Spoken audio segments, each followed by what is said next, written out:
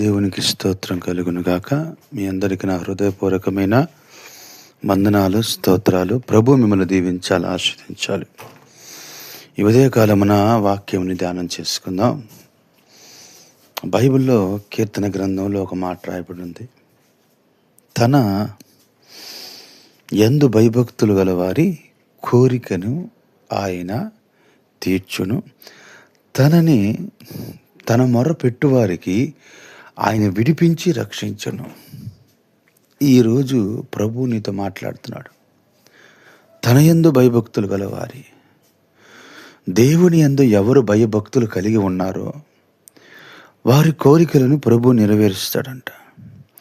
నువ్వు దేవుని యందు భయభక్తులు కలిగి ఉన్నావు, దేవునికి నమ్మకంగా ఉన్నావు, దేవునికి యథార్థంగా ఉన్నావు. అయినా నీకు ఈ సమస్య పరిష్కారం కాదు అని నువ్వు అనుకోవద్దు.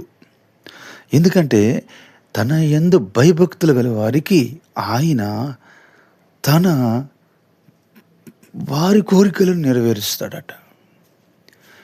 నీ ఆధ్యాత్మికమైన జీవితంలో నీ కోరికలు నెరవేర్చబడతాయి, నీ సమస్యలు పరిష్కరించబడతాయి, నీ ఆర్థికమైన స్థితిలో మార్చబడతాయి, నీ భవిష్యత్తు దీవెనకరంగా మార్చబడింది.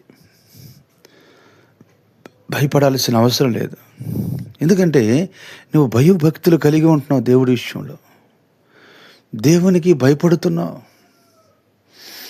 అబ్రహాముతో అంటాడు దేవుడు, అబ్రహామా, నువ్వు దేవునికి భయపడువాడు కనుక నీ బిడ్డని నేను బ్రతికిస్తున్నాను. దేవుని యందు ఎవరు భయభక్తులు కలిగి ఉంటే దేవుడు వారి బిడ్డలను బ్రతికిస్తాడు, వారి కుటుంబాలను ఆశీర్వదిస్తాడు, వారికి ఉన్న ప్రతి అవసరతలు ప్రభువు తీరుస్తాడు.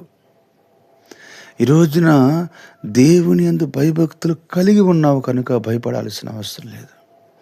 అది ఎంత పెద్ద సమస్య అయినా పరిష్కారం అయింది, అది ఎంత పెద్ద కోరికైనా నెరవేర్చబడిద్ది. దేవుడు ఆయన అందనంత ఆకాశాన్ని కూడా అందించగలిగే దేవుడు, మనం ఆరాధిస్తున్న దేవుడు.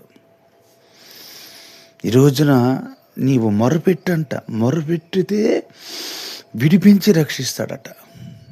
రెండోది, నువ్వు మొరపెట్టే అనుభవంలో ఉండగలిగితే దేవుడు నిన్ను విడుదల చేస్తాడు. ప్రార్థిస్తున్నావు, మొరపెడుతున్నావు, దేవుని దగ్గర కన్నీళ్లు కారుస్తూ ఉన్నావు, అయినప్పటికీ దేవుడు నీవు విడుదల పొందుతావు అని చెబుతున్నాడు, విడిపించబడతావని చెబుతున్నాడు. ఏ సమస్యలతో నువ్వు ఇబ్బందులు పడుతున్నావు, ఏ సమస్యలతో నువ్వు కన్నీళ్లతో ఉన్నావు, ఈ ఉదయకాలంలో ప్రభు వాటన్నిటిని తొలగిస్తున్నాడు. నువ్వు ఆయనకి ఇష్టమైన బిడ్డవు, ఆయన యందు భయభక్తులు కలిగిన వ్యక్తివి కనుక నీకు నీ కుటుంబానికి ఆయన క్షేమాధారాన్ని కలగచేసి నీ కుటుంబాన్ని అంతకంతగా